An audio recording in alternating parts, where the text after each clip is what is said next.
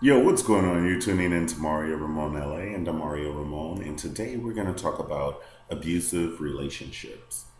Like dating like abusive guys or abusive girls, because there are some girls that are abusive. They'll whoop your ass and curse you out. And abuse doesn't necessarily mean physical, it can be mental or verbal abuse. You know, people like to break you down, but not build you up sometimes. And even if you're dating somebody, they could be jealous of you. They could not be for your best interests. And if you're dating someone that's calling you names, I would say get out of it. And even I don't believe in marriage, and I can't tell you what to do with your marriage because only you know how much you can bear, and how much you can take. Now, I will say if you know that someone is if you know the situation that you're in, meaning if someone's hitting you and you're not telling your family, because sometimes when people they have a plan for your life and you're just on the ride, but it's your life. That's some crazy shit right there, right? Seriously. And the reason I say that is because you don't know. People sit back and they're like, "Oh, I want that one right there." And you're just happy, you're having fun, you're with your friends, and you're out at a restaurant, and you're just in your naturalness because you're with your friends and you're happy, and you're like, ah. And then they walk up and they're suave, debonair, and yo, what's going on? Can I buy you a drink? Here we go. Like, I pray that you learn what a discerning spirit is, and we don't have time these days to like put a lot of time and fall in love with someone who doesn't mean us good, whether it's friends or family. Let's just keep it real. But I will just say that there are prayers, just like a wolf sneaks up on its prey and then attack it. People do that. They do that. And I can speak from my experience, back in the past. I'm really wise now, and I'm just cognizant, that everybody aren't who they portray themselves to be. And I know now that you have to date people for 4 and 5 months to see the real them. And that's why I think it is a good method to wait to be sexual with someone, because once you're sexual, it puts tides, and then you start feeling emotion for these people and feelings and thinking you love them and thinking they love you. And if someone loves you, they're not going to call you stupid, derogatory terms on race, talk about your weight, talk about your hair, just talk about you. They're going to uplift you.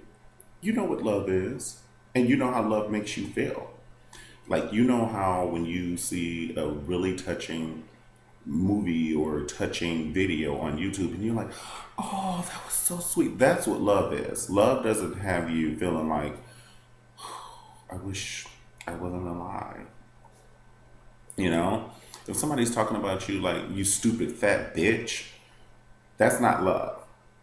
If somebody's bringing you home venereal diseases and things because they're sleeping around and they're like, oh, I don't want to use condoms. Well, clearly you don't, because this is my third penicillin shot, honey, this month. That's not love. It's not love. And I can speak from, like I said, my own situations. Like when I was younger, I dated a person that was a little older than me. And like I said, I really thought I loved the person.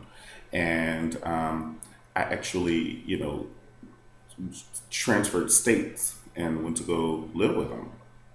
And he was a traveler, and he had somewhat money, but that's not why I, I, I dated him. But the reason I bring that up is he traveled a lot, and he would take our condoms on the trips in my face, and I'm like, why are you taking condoms? And he would just look at me and say, just in case. Just in case what? The weatherman said it's not gonna rain today. Why are you taking an umbrella? Holla, get fucked up. But I didn't know any better. Like I didn't know any better, and when you know better, you do better. Because you ain't gonna pull that same stunt on me now, right? And there have been times when, I've even taken on maybe a little physical abuse from someone. And now I'm not saying I'm just gonna let you whoop my ass or we fought, but I'm not gonna be in a relationship where I have to fight. That's what I'm saying. If it happens once, it's over. It's freaking over.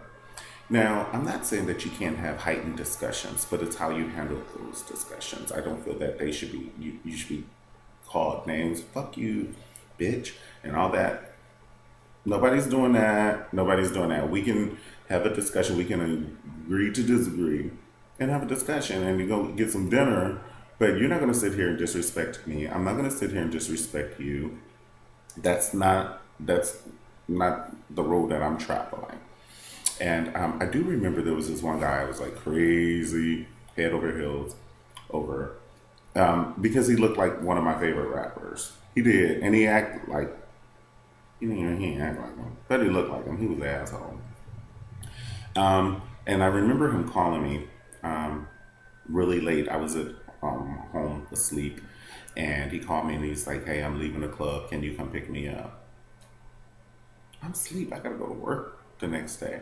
And he was drinking, so I got up out the bed, went to go get him, and everything. Well, we got into a bit of a fuss in the car, and I do remember him saying, "You say one more motherfucking thing, and I'm gonna bust your ass in the head."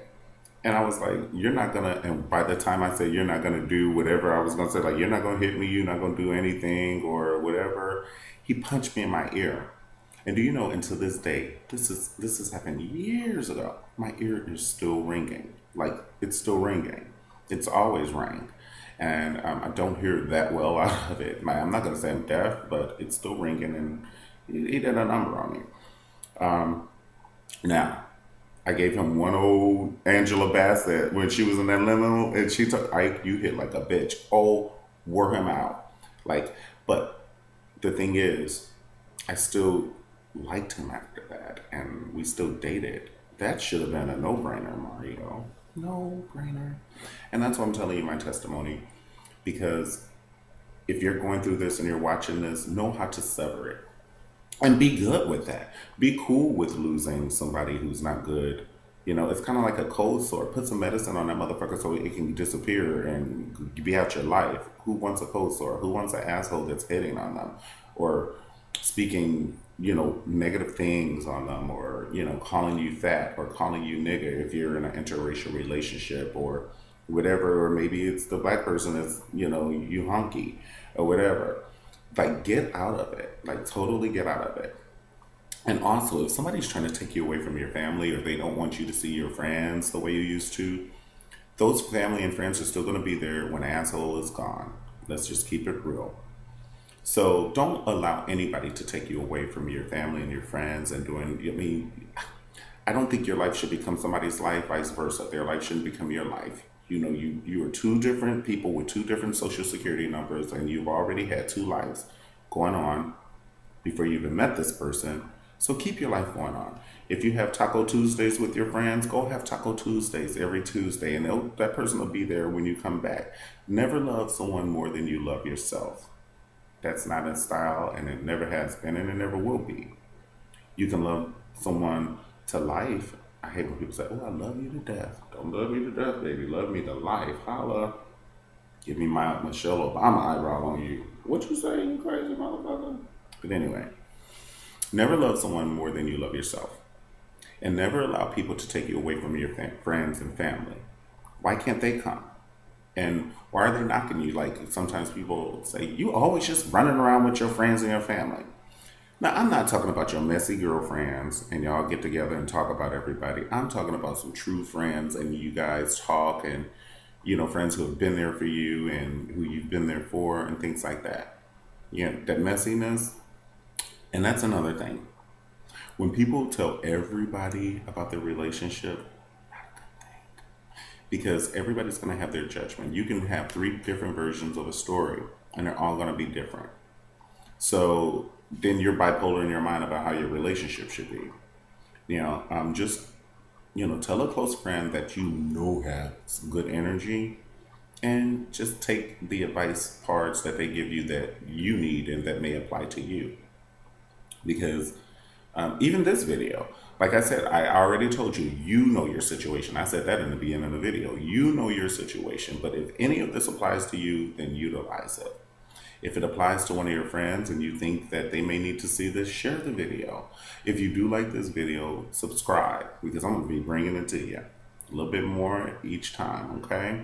Of course, I'm going to do my little caddy reviews. That's what I do, get over it. I'm going to do my caddy reviews. But when you see something that says review, put your seatbelt on, because you know I'm going for the gold. I'm going to cuss these assholes out on a review. But when you see a topic name, know that it's going to be quality. It's going to come from my heart. And I'm going to give it to you the way you like it. I'm not going to act like, I haven't been through things. I've been through a lot. And that's why I'm able to give this knowledge. Okay? I'll see you guys next time on Mario Ramone LA. I love you a bunch. Big hugs to you. Don't you let anybody hit you. Don't you hit anybody. Don't let people curse you out, like I said, mentally and verbally. Okay? I'll see you guys next time on Mario Ramone LA. Peace. Thank you for tuning in once again.